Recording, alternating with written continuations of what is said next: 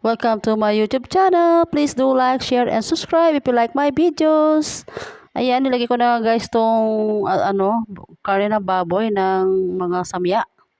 Yan, dito ko siya nilalaga sa pressure cooker para mabilis lumambot. Ito naman chicken guys, ay nilagyan ko na siya ng mga seasoning guys and pepper. Likom soy. Lagyan natin guys ng cornstarch at saka isang itlog guys. Lagyan natin guys na konting suka. Nakalimutan ko lagyan kanina. Konting-konti lang. Saka ginger powder. Ayan. Haluin natin. Tasailan natin to guys at gagawa ko ng breadings. Maglagay tayo ng 1/4 cup na cornstarch. Dalawang 1/4 cup guys. Haluan natin ng crispy fry. Small ano lang guys to. Sachet. Ayan. Mix lang natin. After ma-mix guys, ilagyan natin tong chicken. Ayan guys, nalagyan ko na ng breadings. Ilagay mo natin ito sa freezer. Check mo natin guys itong pork. Wow, super lambot na. Tignan nyo guys, sobrang lambot na siya. Oh. Ayan, tanggalin na natin ito. Igisa na natin ito guys.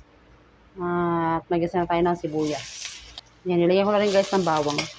Ayan, kunin natin itong karning baboy. Ayan dito guys.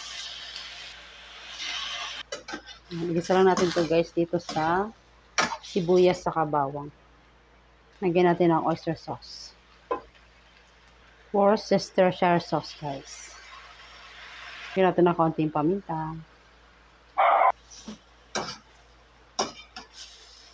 Lagyan natin ng bell pepper. Lagyan natin guys ng konting sweet soy sauce.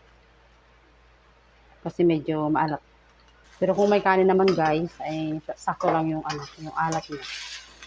Para may konting tamis naman. Lagyan din natin guys ng sesame oil.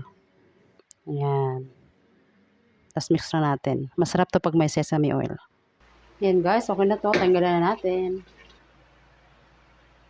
Luto muna tayo guys ng alugbati. Isa na tayo ng samya. Lagyan na natin ng alugbati. Masarap talaga guys ang gulay na alugbati. Lalo na pag sa munggo or sa sinabuang gulay. Ayan.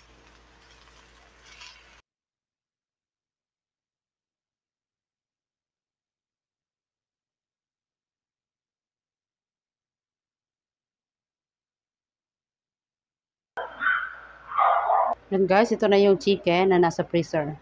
Yan, lutuin na natin to. At i-prito na natin to guys. Mag-prito na tayo guys.